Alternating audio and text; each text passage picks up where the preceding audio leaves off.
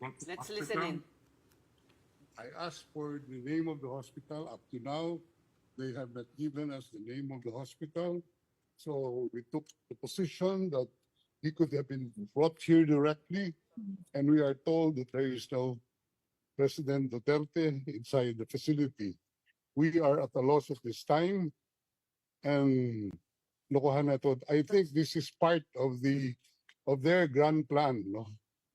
To kidnap the president, to extract the president from the Philippines and brought to a jet without known destination. I was even forced to join the plane without any valid visa coming here.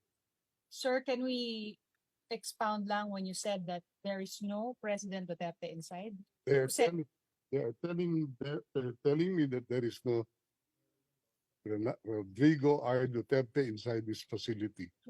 You, But they, you requested for a visit today and it was approved, sir, right? we have requested the ICC for a visit because they do not disclose what hospital he was brought to.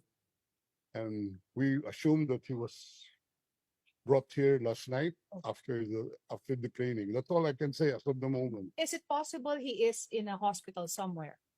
I hope he is in a hospital somewhere, but not in this facility. He is allowed, according to ICC regulations, any detainee is allowed to communicate. Has he communicated to any of None. zero, sir? We don't have any opportunity. We don't know where he is right now. Oh. He doesn't even have his medicines with him. Pero doon po siya sa ambulance sumakay. Sinakay siya sa ambulance, binigay lang namin yung mga records doon sa kanya, and sabi he will be well taken care of. Right. And we will be informed immediately of the name of the hospital. But hanggang ngayon, nakakalungkot ganito ginagawa nila. So, Sec, what's the next step? What are the plans? We are going back to the ICC and ask them where he is right now.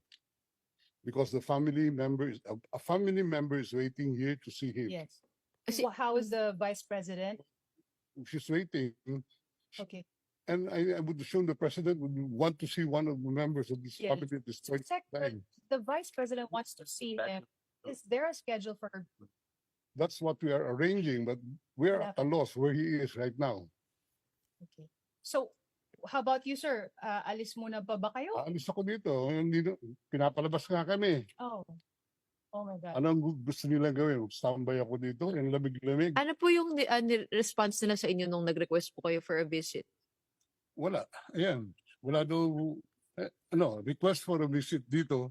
Oo. Wala daw ano dito. Walang preso by the name of President. Ah, Sir, hindi yan totoo kasi nandoon sa Pero sir, the embassy said that you're allowed a visit. Ano kayang pinagmumulan nun? Hindi. Ano yan? Right ng accused yan. Opo. To be by counsel. May schedule sila Thursday. So parang definite. I don't know them. But ako, as far as my understanding of the law is, he has the right to counsel anytime. And you're acting as an official. One of the counsel, and they don't even recognize my appearance here. Nasa na po si VP Sara sa ngayon? No, she is right. Hindi pa po kayo nagkita. Nag-usap lang kami sa telepono, pero wala pang until So, Alright. tapos na. Okay. Okay, thank you. Thank you po. All right, Gretchen. Where will the information come from as to the whereabouts of the former president? Alam ko talaga wala doon. Wala doon. Si Patrick. Or ano? I'm sure hindi. Naghiram lang ako.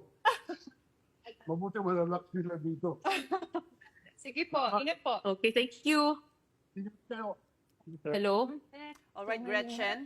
Where There will you that have it. information? Agent Medialdea saying to us, himself sharing with us their concerns over where the former president was taken after the plane landed. Actually, yun nga yung narinig natin, kinukwento natin kanina, na hindi nila sigurado kung nasaan nga ba si Rodrigo Duterte. Kasi nga, doon daw siya, sabi nga ni Yes Medialdea, sinakay siya doon sa ambulansya, pero hindi na nakita yung ambulansya, pumasok sa penitentiary. At sabi rin Yeah, na ang response sa kanila, there is no detainee by the name of Rodrigo Duterte inside this penitentiary, and they will get